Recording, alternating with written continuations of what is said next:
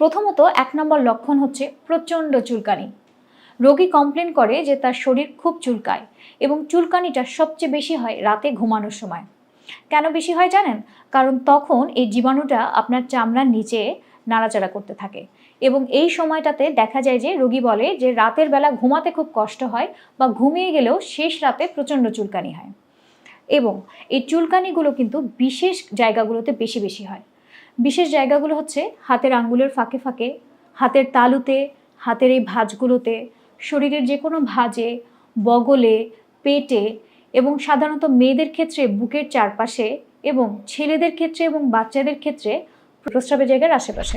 চুলকানির সাথে সাথে আপনি খেয়াল করবেন যারা এই রোগে আক্রান্ত কিছু ছোট ছোট লাল লাল দানা বা গোটা দেখা যায় এবং অনেকের ক্ষেত্রে যেটা রোগী বলে যে চুলকালে এই দানা থেকে অনেক সময় পানি বের হয়। অনেকের ক্ষেত্রে কিন্তু এখান থেকে ইনফেকশন হয়ে যায় এবং এই দানা গোটাগুলো বড় হয়ে এখান থেকে পুজো বের হতে পারে। কাজেই লক্ষণগুলো আসলে বেসিক্যালি ৩টা, সেটা হচ্ছে আপনার শরীরে চুলকাবে, রাতে বেশি চুলকাবে এবং সেই সাথে দেখা যাবে যে আপনার শরীরে লাল লাল দানা হচ্ছে। যেহেতু এই রোগটির ছোঁয়াচে, রোগী কিন্তু কখনো একা কমপ্লেন নিয়ে আসে না।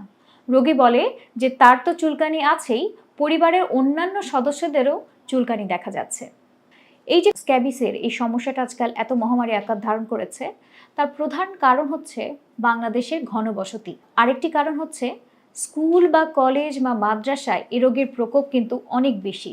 কাজে দেখা যায় যে যাদের পরিবারে স্কুল গোয়িং বা মাদ্রাসাতে যায় এমন বাচ্চারা আছেন, তাদের থেকে বড়রা এই রোগে আক্রান্ত হয় বেশি। এতক্ষণ তো বললাম খুজলি বা স্ক্যাবিসের লক্ষণগুলো কি কি। এবার আসি এর চিকিৎসায়।